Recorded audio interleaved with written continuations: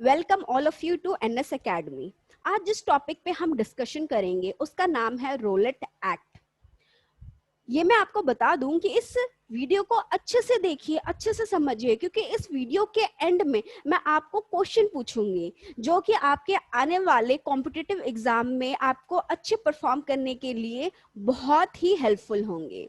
और आगे बढ़ने से पहले don't forget to like, share and subscribe, because ये मुझे बहुत मोटिवेट करता है और ज़्यादा एजुकेशनल इंफॉर्मेटिव वीडियो बनाने के लिए। So let's get started.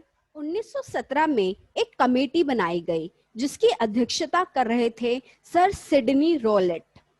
इस कमेटी को ये टास्क दिया गया कि जो उस वक्त के मिलिटेंट नेशनलिस्ट एक्टिविटी थे, उग्रवादी राष्ट्रवादी गतिविधियां थी, उसको रोकने के लिए क्या क्या काम किया जाए। उस वक्त जो उग्रवादी लोग थे अंग्रेजों के हिसाब से, ब्रिटिशर्स के हिसाब से, उनको कैसे लगाम लगाया जाए, उसको कैसे कंट्रोल में लाया जाए और उनकी एक्टिविटीज को कैसे कर्ब किया जाए, कम किया जाए। तो ये 1917 में ये कमेटी फॉर्म हुई थी और ये जो लॉ है रोलेट एक्ट, ये जो एक्ट है ये पास किया गया 1919 में, मार्च 1919 में ये एक्ट पास कर दिया गया। अब इस एक्ट में था क्या?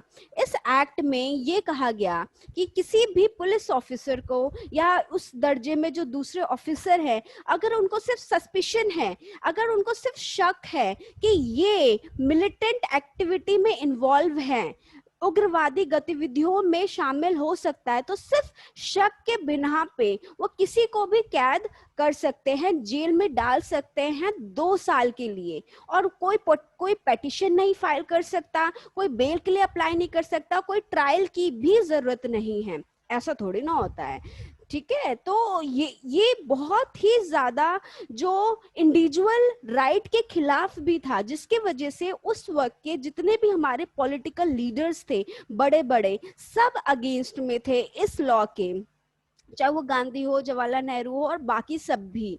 तो इसके खिलाफ में एक पूरे देश भर में ऑल इंडिया हड़ताल ऑर्गेनाइज करने की बात रखी गई और डेट रखा गया 6 अप्रैल 1919। ये डेट भी आपको पता होना चाहिए कि रोलेट एक्ट जो है स्टार्ट 6 अप्रैल 1919 को हुआ।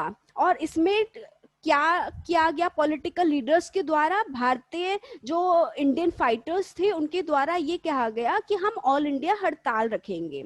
लेकिन ये खबर पहले ही लीक हो गई और ब्रिटिशर्स को ये अंदाजा लग गया कि ये बड़े स्केल पे जो हड़ताल ऑर्गेनाइज करने की कोशिश की जाएगी और जो गांधी जी इसको लीड करेंगे। तो उन्होंने पहले ही धरपकड़ करना शुरू कर दिया, पॉलिटिकल लीडर्स को जेल में देना स्टार्ट कर दिया।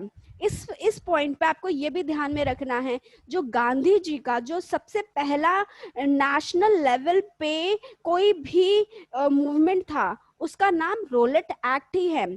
यही इससे पहले जो चंपारण, खेदा और अहमदाबाद मिल स्ट्राइक था वो छोटे लेवल पे था, लोकल लेवल पे था। लेकिन जो गांधी जी सबसे पहले किसी राष्ट्रीय स्तर पे किसी आंदोलन में पार्टिसिपेट किए तो वो आंदोलन का नाम रोलेट एक्ट है। क्वेश्चन इस तरीके से पूछा जाता है कि गांधी जी के पहले राष्ट्रीय स्तर पे आंदोलन कौन सा था, राष्ट्रीय स्तर पे जो उन्होंने पार्टिसिपेट किया था वो कौन सा आंदोलन था? तो उसका आंसर है रोलेट एक्ट, ठीक है।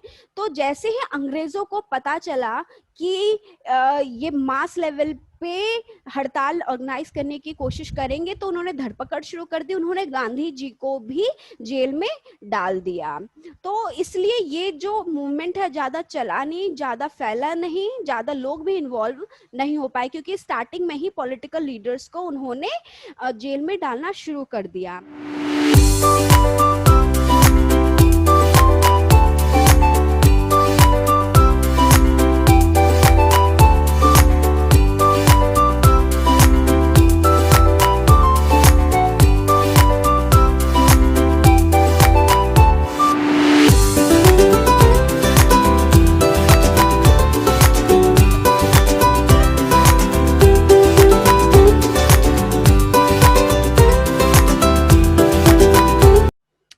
ये वीडियो आपको बहुत अच्छी लगी हो, अगर आपको अच्छी लगी, इंफॉर्मेटिव लगी और आपकी थोड़ी सी भी नॉलेज बढ़ा, तो please like, share and subscribe. Thank you.